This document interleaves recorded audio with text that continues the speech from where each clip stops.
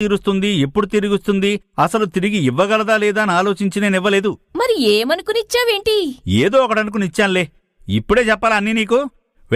వెళ్ళి పని చేసుకో అని చెప్పి అక్కడి నుంచి విసురుగా వెళ్ళిపోయాడు రామస్వామి. వామ్మో వామ్మో, చూడు ఈ మనిషికి ఎంత పొగరు!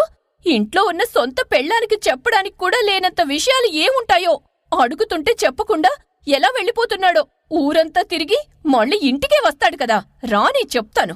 అలా అని రత్తాలు ఇంట్లోకి వెళ్ళి ఈ రోజు ఈయన సంగతి చూడాల్సిందే, విషయం ఏమిటో రాబట్టాల్సిందే అనుకుంటూ ఉండగా అప్పుడే పనిమనిషి ఎంకాయమ్మ వచ్చింది. అమ్మా అమ్మా, ఏం చేస్తున్నారమ్మా? ఏంటి వెంకాయమ్మా, ఏమిటా గావు కేకలు? ఏదో మిన్ను విరిగి మీద పడినట్టు. అమ్మా, ఇది విన్నారా? ఆ సీతాలుకి అయ్యగారు పెద్ద డబ్బు కట్టిచ్చినారంట. ఊరంతా ఇదే మాట్లాడుకుంటున్నారు. ఈ విషయం మీ చెవిన పడిందో లేదో అని ఆగ మేఘాల మీద లగ్గెట్టుకొచ్చిన